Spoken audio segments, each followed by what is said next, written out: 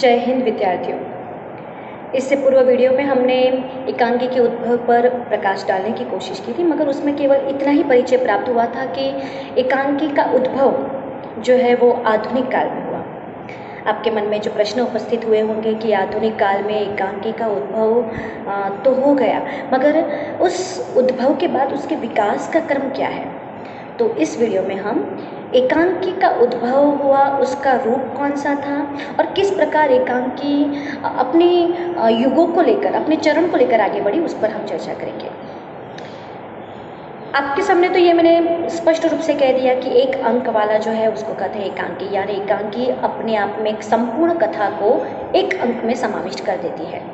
बहुत ही सशक्त विधा है, क्योंकि एक अंक में उसको अपने पूरे उद्देश्य को जो है प्रस्तुत करना है।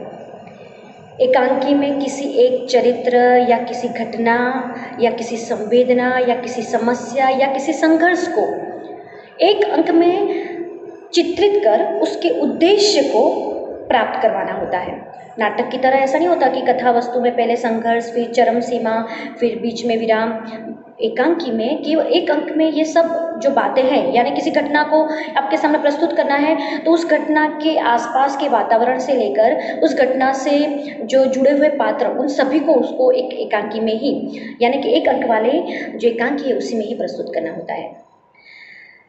एकांकी के उद्भव के बारे में दो वर्ग, यानी कि विद्वानों के, आलोचकों के दो वर्ग जो है हो गए हैं, क्योंकि एक वर्ग जो है वो ऐसे मानते हैं कि एकांकी का उद्भव संस्कृत नाट्य परंपरा से हुआ है,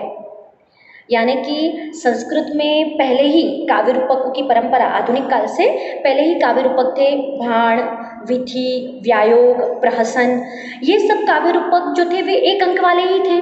तो जो हमारे भारतीय विद्वानों के जो वर्ग के एक वर्ग थे, उन्होंने ऐसा कहा कि संस्कृत में तो ये पहले काव्य रूपक यानी कि काव्य एकांकी थे ही, तो फिर उसी में से ही प्रेरणा लेकर हमारे आधुनिक काल के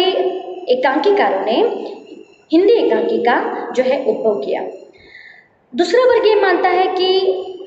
नहीं, ऐसा नहीं है। यदि हम एकांकियों को पढ़े और एकांकियों को समझे तो उसमें पूर्णतः पाश्चात्य एकांकी का प्रभाव देखने को मिलता है। और पाश्चात्य एकांकी के जो तत्व है, कथानक, चरित्र चित्रण, देश काल या वातावरण, भाषा शैली, उद्देश्य, रंगमंचीयता, ये सभी तत्व हमारे इस वर्तमान एकांकी में मौजूद मिलते हैं। यानी हम कह सकते हैं कि हिंदी एकांकी का जन्म जो आधुनिक काल में हुआ, उसमें जो है पूर्णतः प्रभाव पाश्चात्य एकांकियों का है।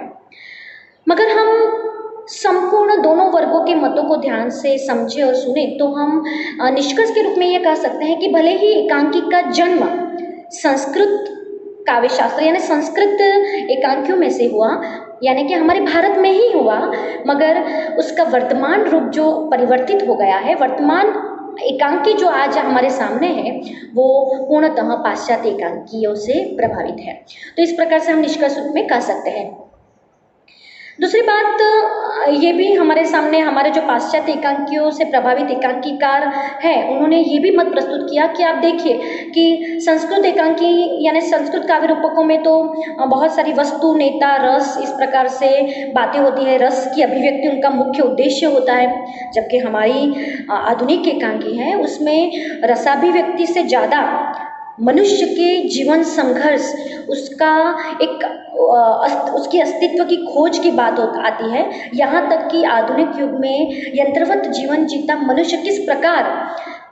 किसी एक या बहुत सारी समस्याओं से जुड़कर भी झुंझता है और आगे बढ़ता है, तो ऐसी समस्याओं को लेकर, किसी ऐतिहासिक घटना जो हमारे अतीत के गौरव का गान करती है उसको लेकर, या किसी पात्र विशेष को लेकर जो बहुत वैशिष्ट पात्र है, वैसे दिखता है सामान्य मगर उसमें एक विशिष्ट गुण है, ऐसे पात्रों को लेकर जो है एकांकी जो है रची जाती है। उसमें रसाभिव्यक्ति से ज़्यादा ऐसे मूल उद्देश्य को प्राप्त करवाना या ऐसे समस्या को उद्घाटित करना, ये जो है केंद्र में रहता है, इसलिए वो संस्कृत एकांकी से बहुत ही अलग है। अब संस्कृत एकांकी हो या पाश्चात्य एकांकी हो, मगर हमारे इस आधुनिक युग में जो एकांकी प्रवर्तमान हुई है या एकांकी की रचना जिस गति से बढ़ रही है, हम उसकी बात करें तो इस एकांकी में किसी एक घटना, किसी एक चरित्र, किसी एक संवेदना, कोई एक समस्या या कोई एक ऐसी बात को लेकर, या जो बहुत प्रमुख बात है, ऐसी बात को लेकर जो है एकांकी आपके सामने प्रस्तुत होती है। तो एकांकी जो है उसका उद्भव भले ही संस्कृत नाट्य परंपरा से हुआ हो, मगर उसका विकास पाश्चात्य एकांकीकारों की अथवा तो पाश्चात्य एकांकियों के तत्वों से प्रभावित हुई है, यानी पाश्चात्य एकांकी से प्रभावित हुई है, यह हम कह सकते हैं। इस प्रकार ये तो तय हो गया कि संस्कृत नाट्य परंपरा से, संस्कृत काव्य रूपकों से एकांकी का जन्म हुआ और उसका विकास पाश्चात्य एकांकियों के प्रभाव से हुआ। फिर भी हम थोड़ा सा संस्कृत काव्य रूपक से हिंदी एकांकी को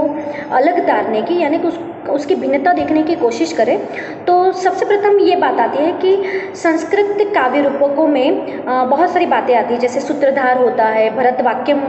जो है उसकी योजना होती है, स्वगत कथन होता है। तो ये सब जो संस्कृत काव्य रूपकों में ये जो बातें हैं, इन तत्वों को आधुनिक हिंदी एकांकी ने पूर्णतः परित्याग कर दिया है उसका। और दूसरी बात ये भी हम कह सकते हैं कि संस्कृत एकांकी जो है वो धर्म पर आधारित थी, मनोरंजन पर आधारित थी, रसाभिव्यक्ति उसका मुख्य केंद्र था। आपको पता ही है कि संस्कृत काव्य शास्त्र में रस के और अलंकारों के जो आचार्य हैं, उन्होंने उसको मुख्य उद्देश्य माना है काव्य की उत्पत्ति का।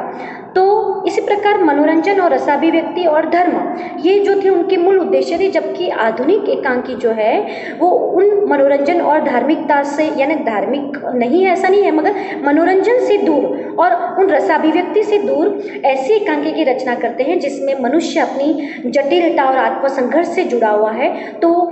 उसका जो है प्रत्यापन, यानी कि उसका जो है निरूपण करती है। यहाँ तक कि मनुष्य का आत्मसंघर्ष जो है, उसकी मनोवैज्ञानिक जो विचार शैली है, वो किस प्रकार मन की पीड़ा को भुगत रहा है, उन सभी का जो है आलेखन वो हमारी हिंदी एकांकी यानी आधुनिक एकांकी करती है। तो इस प्रकार से वो संस्कृत काव्य रूपकों से अलग है। दूसरी बात ये भी कर सकते हैं कि संस्कृत काव्य रूपकों की परंपरा में रंग निर्देश जो है वो बहुत कम मात्रा में दिखाई देते हैं, स्वल्प मात्रा में होते हैं, जबकि आधुनिक एकांकी में वो रंग निर्देश बहुत ही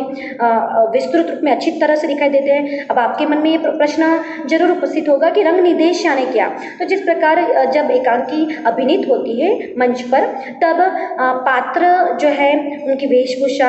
रंगमंच जो है उसकी मंचीय व्यवस्था, उसके प्रसाधन, उस वक्त जैसे इतिहास में किसी घटना पर आधारित कोई एकांकी रची गई, तो उस इतिहास में यदि राजा की बात है तो राजा का ध्वज कैसा होना चाहिए, उस वक्त के मौर्य युग में यदि कौन सा ध्वज था, तो उसके आधारित सभी बातों को ध्यान में रखकर आधुनिक जो है एकांकी अभिनीत होती है, रची जाती है। उस रंग निर्देशों का यदि लेखन कार्य में भी प्रयुक्त होता है। रंग निर्देशों का अच्छी तरह से प्रयोग होने के कारण क्या होता है कि प्रेक्षक जो है, देखने वाले जो हैं, वो भी एकांकी को अच्छी तरह से समझ जाते हैं। यदि कोई लेखक उस एकांकी को पढ़ता है और उसको अभिनय करवाना है अपने पात्रों से, तो वो उन रंग निर्देशों के कारण अच्छी तरह से अभिनीत करवा सकता है। यहाँ तक कि पात्र खुद जब अभिनय करता है तब उन रंग निर्देशों के कारण वो अपने उस पात्र में जो है पूर्णतः प्रवेश करने की कोशिश करता है। तो ऐसे रंग निर्देशों का पूर्णतः जो है समावेश वो आधुनिक एकांकी में देखने को मिलता है, जो संस्कृत नाट्य परंपरा में कम देखने को मिलता है। तो इस प्रकार से आधुनिक हिंदी एकांकी और संस्कृत नाट्य परंपरा, संस्कृत काव्य रूपकों की परंपरा यानी कि उनकी एकांकियों को हम इस प्रकार से अलग तार सकते हैं। तो और इस प्रकार हम कह सकते हैं कि संस्कृत काव्य रूपकों से एकदम से अलग हटकर हमारी आधुनिक एकांकी विकसित हुई।